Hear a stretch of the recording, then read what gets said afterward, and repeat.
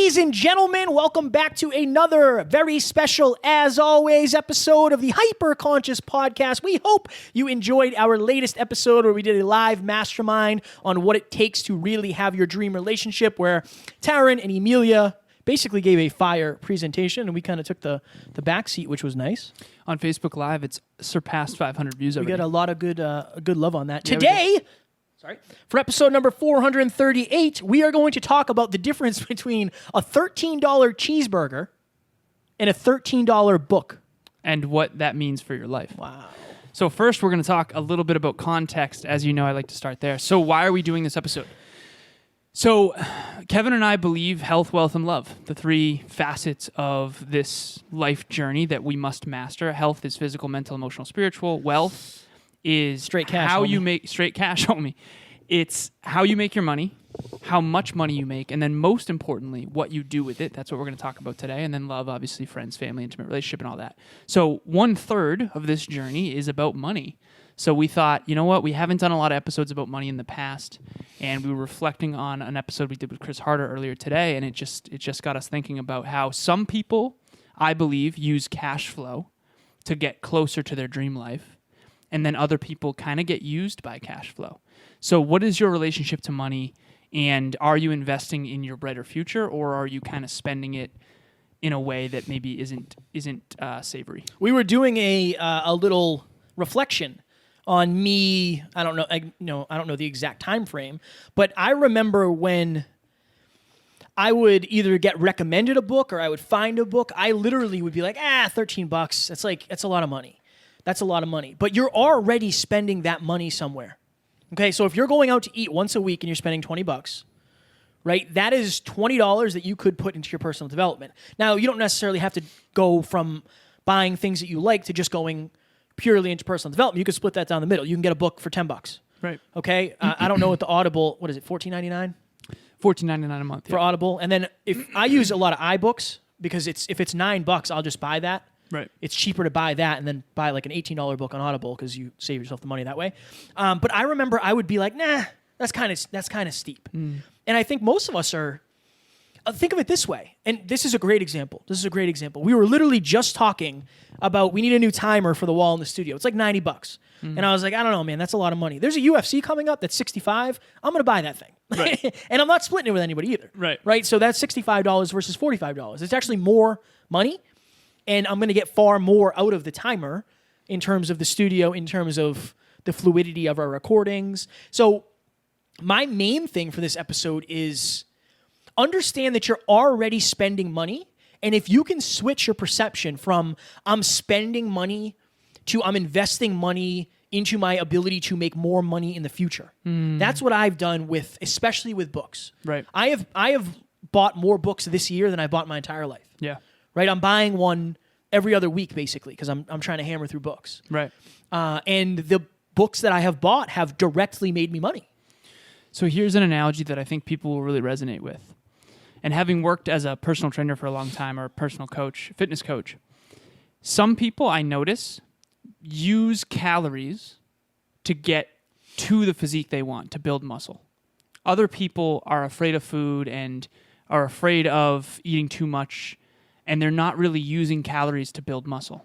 Okay? I think cash flow is the same way. Some people are using cash flow to build the life they want. Other people are kind of scarce and not using cash flow necessarily. They're more, if you're out there right now listening, you either have a habit of using cash flow to survive, or you have a habit of using cash flow to thrive. And I'm going to give you two examples. Let's say you get a $500 check at the end of the week. Okay. What you're spending that $500 on is quite literally either for your future or for your present. Now, there's a way to integrate, right? So if you enjoy reading books, for example, you can spend $16 on a book, enjoy that book in the present, but that's also going to invest in your future if it's a personal development book. Here's the thing. Skills always monetize. So imagine one person spends $100 on a new course. How much? $100. 100 bets. 100? Yeah. $100 on a new course for how to be a better public speaker. Let's say you want to be a public speaker in the future. Or let's say you're in corporate, actually, and you just take this course, Dale Carnegie's course on public speaking. So you learn how to articulate better, you learn how to communicate more effectively, you learn how to do oratory. Okay, you're more likely to get a promotion in the future because you spent that $100 today, and maybe you make $1,000 more per month in the future. That's a 10 times ROI that keeps happening every single month over month. So I think the fundamental misunderstanding here is I'm going to spend money to enjoy today versus invest money to make more money tomorrow. Yeah, one of my clients, we've been doing a lot of like the inner work and the redesigning the relationship or rebuilding a relationship between something and something.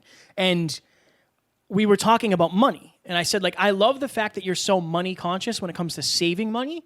But if you were as conscious on making more money, you wouldn't have to worry about saving money as much. Right. And I think it's important, obviously, to save money, of course. But if you control the money you make, you will always be better off because you don't necessarily have to worry about like, oh, well, if I don't make any more money this month, at least we have savings. Always have savings. Right. But if you put as much energy into making more money, and the other thing I said was, when you make money, use that money to make more money. Right. Whether it's, again, if you're doing an Instagram ad, if you're spending $500, you should be making at least $501. Exactly. You should at least make your money back. In an ideal world, obviously, you'd make a lot more money. But I feel like so many people get the money and they hoard it. Like, oh, this is the energy. I got the energy. Let me take that energy. Right. But when you put that energy back out, the point of making money, from my perspective, there's more than one, right? But yeah, it's to impact, it's to help others, it's for charity, it's for comfort, it's for certainty, but it's to make more money. Yeah. It's to make your life designed in the way you want it to eventually make even more money to then live at a greater level of that. Yeah. So if you love your life right now and you're listening and you want an amplified version of that life, you need to make more money with the money you currently have. What are some good tangible examples of this? So obviously the $13 cheeseburger versus the $13 book. One of them is for right now. One of them is for the future. Technically speaking, the $13 cheeseburger, if it's for your fitness goals and you track your calories, it could be used to build muscle if you go to the gym with that. So if someone's out there right now, Kev, what's a tangible example we can give them where it's like, listen, if you do this thing, this is an investment in your future that will keep paying dividends forever. I had a free podcast call. You got here right when I was finishing up. Yep. And this person, the first thing they said was, Kevin, I love podcasting, but I hate editing audio. I said, okay, cool. I can solve that problem for you in 3 minutes. Right. Have you ever considered one-on-one coaching? Yeah, I actually have. Okay, cool. Do me a favor. Get one client who pays you $100 a week. You pay somebody $20 an episode. You're netting $80 per week. You're $80 richer, and you also have an extra hour per week to do another coaching call, then to make another $100. Exactly. So you're $180 richer. Yep. Right? So the delegating of something, like you had a great example of this with one of your clients. Yeah. Go into that. So one of my clients is a really, really successful Android developer, and he makes really good money. And I remember asking him, like, how much money do you make on average? So he does some freelance work, and then he works for a company as well. And I'll keep this anonymous, but it was somewhere around probably an average of $150 an hour, something like that. And that's based on the fact that Android development is a very sought-after skill that not a lot of people have, okay? So he does well. Now, he was struggling to get it all done. He had this side project that wanted 30 hours a week, plus his full-time job that wants 40 hours a week. And I said, honestly, if I were you, and I would hire someone to cook my meals. I would hire a nanny during the day because kids aren't in school right now. And I would also have a cleaning lady come and do all of that, and landscaper too. And I explained why, numbers-wise, just strictly numbers. Okay, so if you're out there right now, imagine, so I'll just give a simple example. So he hired a chef. This chef literally cooks all his meals and has it in the perfect macros every single week, okay? I asked him, how much time would that have taken you? Did you used to spend on that in the past? He said, at least 15 hours. I said, okay, you make $150 an hour. So let's make it easy. $100 an hour. Let's just call it $100 an hour.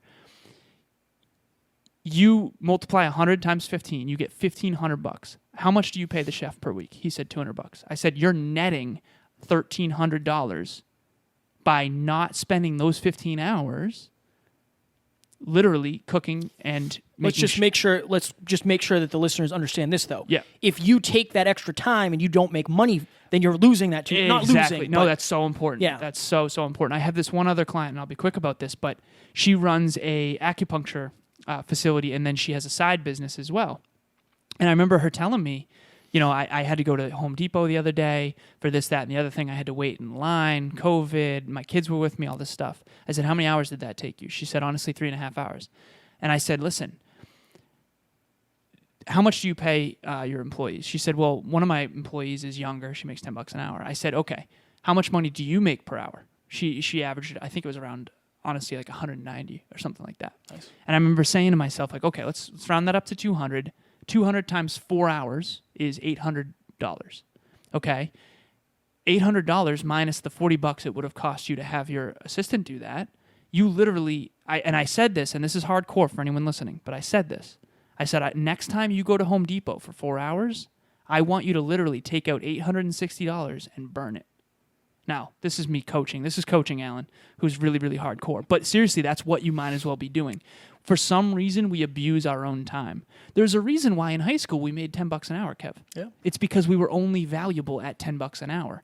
If you've elevated beyond that, and by the way, high school kids need jobs, right? There's, you get what you tolerate, and it's really, really important for you to spend money.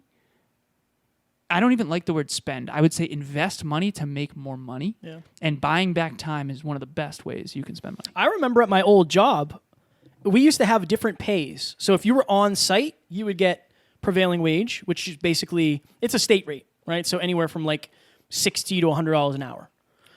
The second you got in the van and went to Home Depot, you were supposed to get shop rate, which was like $19 an hour. Right. The reason was because you're not on site, you're not working, you're driving. Right. We're not going to pay you $90 an hour to drive. Now, on more than one occasion, I got paid that because they didn't have the systems in place, and it was like, look, this is your fault. Right. Like, you guys screwed this up, and you didn't have the right material. I shouldn't be penalized that I have to go get it. Right. Exactly. It's not my fault. Yeah. Right. It's not my fault. But I think the thing at the end of the day is, what real abundance is getting money and then using that energy to create more energy. Exactly. If you want to stash it away, sure, that's fine. If that makes you feel good, fine. But ask yourself, what could I do with this money to make me more money? And this is the other thing too. It doesn't, and this is a fine line, and you have to walk this carefully. But it doesn't necessarily have to make you more money. It could not make right you, away. Right. But even in a different way, it could make you more memories. A $14 cheeseburger Right. versus a $14 coffee with your loved one. Exactly. That's a completely different thing. Right. One of them's an investment. Yeah, if you're building memories, if you're doing that sort of thing, that's something as well. Like Taryn and I are going to do trivia on Tuesdays. And I said, like, babe, I love that, but like we're spending $100 every time we do this. Like that's $400 a month. What if we just ate at home and then we had like a beer and a cookie? Right. That'll be our little date thing while we're doing trivia. That's like $15. Right. Instead of $100. I'm willing to invest whatever amount it is. I don't care. It is what it is. I'll invest that money. But we can do that in a smarter way. Right. It doesn't have to be all or nothing. So I know for me, when I started switching that from like, the biggest bottleneck is time. What having extra money does is allows you to buy more time. And when assuming you're productive. Yes.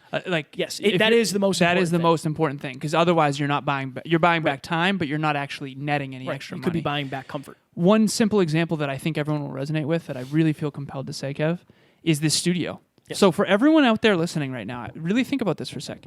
Kevin and I have a business called the Hyperconscious Podcast LLC. We invest, $550 every single month into having this studio. This studio makes us more money, not just now, but in the future too. So, and in ways you could never even connect. Yep, no ways you could never anticipate. And that's the thing. You have to really take a look at where you're investing your money. One of my clients is also Kevin's client and invested a lot of money into Kevin and I. But he's going to make so much more money in his future because of that investment. I can't even tell you. Literally, the value that I've provided to this person, and again, I'll keep it anonymous, is so unreasonably high compared to what he has paid me in the long run. But it's not like, hey, pay me $100 for this call. Now all of a sudden you have $100 in your bank account the next day. It's not like that. But in his future, future will be so bright in terms of cash flow because he invested that time and money into you and I today. So that's the reframe. If you are out there, you're spending money. For sure. Switch that to, I will never spend money again. I'm going to invest money. I'm going to invest money in my own personal development. I'm going to invest money into my home. I'm going to invest money into my relationship. I'm going to invest money into my own business, if you have one, your own career, all that kind of thing. The other thing, too, is there are times where you will spend the money and you'll get it right back if you do it right. Give me an example.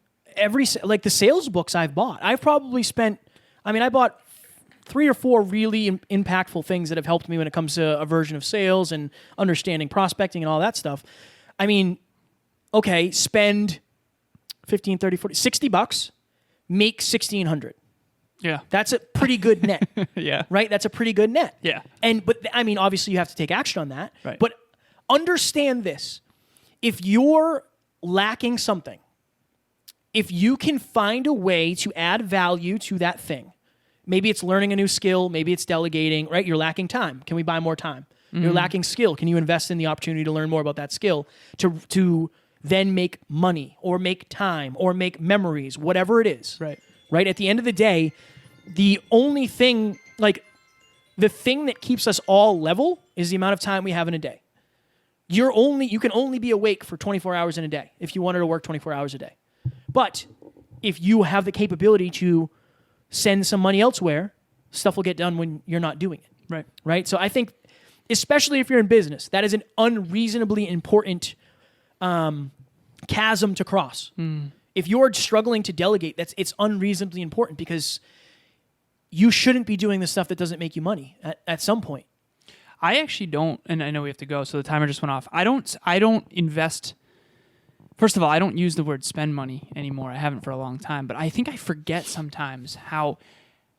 So when I started this journey, I had a huge nest egg, well over 100,000, and all of that money got invested into my own personal development and into my future. Pizza. Into my future. Food as well, but food, honestly, into building muscle. Right. It's interesting having this conversation because I think sometimes you and I lose sight of the basics that got us to where we are. This is a big one that seems like so second nature to me. Dude, I can't remember the last time I spent money on something that wasn't for my future. I know that sounds weird, but even the gas in the car to get to the studio, I spend money on my relationship. I'll treat to dinner and things like that. But all of that is an investment in the future because I want to have a wonderful relationship in the future. So anyways, if you're out there right now, you either have a habit of investing your money for the future or for the present. There's got to be a way to have both. Integrate. I think of this. We went to California twice. California and Arizona. We literally put ourselves thousands of dollars in debt to do that. Yep. Because we knew the not short-term value, yes, the long-term value of the importance of that. And I don't suggest you put yourself thousands of dollars in debt necessarily, but there is a better balance of spending money versus investing money. Exactly. Some money you'll spend and you'll never get back. Yep. Some money you'll invest and you'll get back in multiples. Right. And it's your choice. Getting nice shoes for the gym, very different than getting nice shoes because they look good. Yeah. Right? See, one of them is useful and has That's utility. why I got these tattoos. They are Utilitarian. Yes. Yeah. Anything in closing? No, that'll do it. 10-second blip? 10-second blip. Yeah, I would say some people use money. Other people get used by money. Make sure you're on the right side of that equation. I would say change your association with money, especially if you have a block around it. This is going to sound weird to hear this entire episode. I used to feel the same way. Isn't it weird how not weird it is? It's right normal. now for us. It's the people that you see at the top of the game are doing this all the time. All the time. LeBron James does not do his own laundry. Nope. No. Right? And if you want to, sure. Yeah, right. If he wanted to, he would. If you don't want to do something, there is a way for you to delegate that and then do more of what you love. Let's just do that. Right. We won't even say money. Yeah. We won't even say it's about money. It's about doing more of what you love. And by the way, someone loves doing what you don't love doing. Yes. So someone does love to mow the lawn. Hire that person and then do your genius zone. Kev, isn't it weird how not weird this felt? It is. It's cool. We've our relationship to money, and for the listeners, just real quick, our relationship to money has consciously shifted, and I can feel it. we don't feel weird talking about money anymore like we once did. And I think that's a thing, and that's really cool. And we're still mastering it. You know, it's a forever process, but this felt different to me than ever before talking about money. And I want everyone listening to know that that is coming for you too, if you can really learn to change your association with this. It is a practice. Kyle Cease wrote a book. He did. Called The Illusion of Money. Powerful book. That's fire. That's fire. Ladies and gentlemen, Alan and I are both doing free 30-minute calls. I am doing mine on podcasting. Alan is doing his on peak performance business, tracking the numbers, making sure you're getting clients, making sure your margins are right, all that happy jazz. Oh, yeah. I will help you scale your show, monetize your show, start your show, whatever it is. And yeah. And also, the masterminds are every Monday, 6 p.m. Eastern Standard Time. You will be able to join them actually at 5:30 p.m. and network for a half an hour in advance with our team and other people that joined that. There was actually quite a few people in there last time, which was really cool. And again, the people you meet are going to make the biggest difference. Someone once said, the books you read and the people you meet. So the books you can go buy and invest your time. The people you meet, come join like-minded, hyperconscious individuals that are growth-oriented. Also join Hyperconscious Nation at thehyperconsciouspodcast.com. Guys, up next, we are doing an episode on how to use imposter syndrome as a benefit to you. So every time I've ever been in a room where I've been way over my head, I feel like an imposter. And that is usually a trigger. It's enough pain for me to admit that I need help. I need to learn more. I need to prioritize better. And honestly, I think at the end of the day, that has helped me tremendously. So we are going to go through that. And I know a lot of people, that's a question I get asked fairly often is, what do you do about imposter syndrome? We are going to go into that. Yeah, I think that's something a lot of people struggle with, and it's going to be fun. We will talk to you on Friday. Talk to you soon. Bye.